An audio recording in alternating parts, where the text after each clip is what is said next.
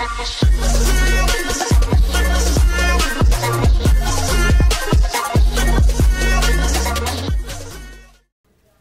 cerita bersambung manusia harimau dari Sumatera. Selamat mendengarkan. Terdengar tawanya, kemudian suara tamparan. Ki Ampuh telah jatuh dengan muka setengah hitam. Itulah hasil tamparan Mbah Penasaran yang diamuk marah. Melihat itu, Calubuk dan Erwin jadi panas. Pulanglah kalian ke Sumatera. Jangan campuri urusanku dengan muridku ini, kata Mbah Penasaran. Tercengang ayah dan anak itu mendengar usiran Mbah Penasaran. Dia yang selama ini selalu bersikap bersahabat, mengapa mendadak jadi memusuhi? Tetapi Calubuk yang lebih dewasa dalam berpikir dan bertindak tidak segera menanggapi. Ia mendekati Ki Ampuh. Orang sakti itu telah pingsan. Kalau orang sakti dipukul oleh orang yang lebih ampuh kesaktiannya, maka begitulah nasibnya, walaupun dia bernama Ki Ampuh. Kasihan dia, kata Erwin. Kata-katanya menyenangkan Calubuk. Anaknya sama seperti dia, selalu punya perasaan kasihan. Celakanya, di dunia ini rasa kasihan selalu pula membawa bencana bagi yang punya perasaan itu. Aku akan mengobatinya, kata Calubuk. Kau setuju? Mengapa bertanya begitu, ayah? Tanya Erwin. Karena dia musuhmu, nanti kau membenci aku. Tidak, jawab Erwin malu. Ini suatu sindiran. Aku pun mau mengobatinya, tetapi aku tidak punya ilmu itu. Tidak diajarkan oleh Datuk Nan Kuniang bagaimana mengobati orang yang dipukul tangan halus tak kelihatan. Calubuk menyakiti dirinya dengan kedua belah tangannya supaya ia mengeluarkan air mata kepedihan. Air mata itu diambilnya, dioleskannya ke mulut Ki Ampuh. Orang itu pelan-pelan siuman. Kau yang manusia sejati, kau yang dipukul oleh kekuatan hitam. Tiada kekuatan hitam mengatasi kekuatan yang diturunkan Allah kepada hambanya. Maka hancurlah kau, hai tenaga hitam yang murka, kata Calubuk membaca mantra.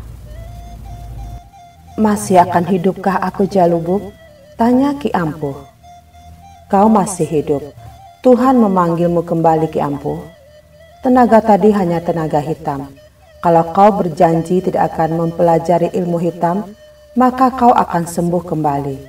Begitu janji Allah, begitulah yang akan kau terima, kata Calubuk. Aku tidak akan mempelajari kekuatan hitam lagi, Calubuk. Kau tidak akan menyesal. Kepada siapapun kelak kau belajar ilmu hitam, maka ilmu itulah yang akan memakan dirimu. Aku berjanji tidak akan mengulanginya. Tetapi kekuatan ilmu hitam selalu luar biasa. Banyak orang mati oleh serangan ilmu hitam. Hanya di akhirat kelak, orang yang mempergunakannya akan mendapat balasan yang teramat dahsyat, Ki Ampuh.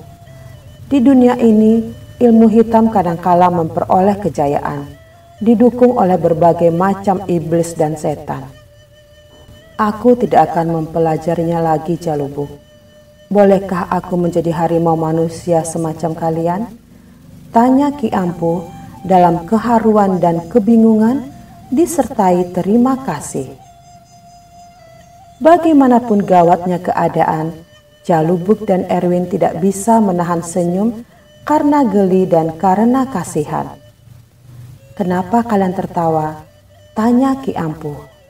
Sudah terlalu jahat dan hinakah aku ini untuk menjadi seperti kalian? Tidak, kami terharu oleh keinginanmu, Ki Ampuh. Itu tidak mungkin, karena yang ada pada kami ini adalah warisan. Tetapi entahlah kelak, siapa tahu oleh satu dan lain sebab, aku dan anakku tidak akan mau menyenangkan hatimu dengan jalan berdusta, Ki Ampuh. Kalian baik sekali ya. Mengapa aku tidak sejak dulu sebaik kalian? Kebaikan yang datang kemudian selalu lebih baik daripada kebaikan sejak lahir, karena ia akan mudah membedakan kebaikan dari kejahatan. Kau pintar dan jujur, Jalubuk. Bolehkah aku ikut ke Sumatera denganmu? Tanya Ki Ampuh. Bukankah tadi sudah kutawarkan? Tetapi cucumu, anak Erwin, di mana dia akan kucari? Jangan pikirkan itu dulu.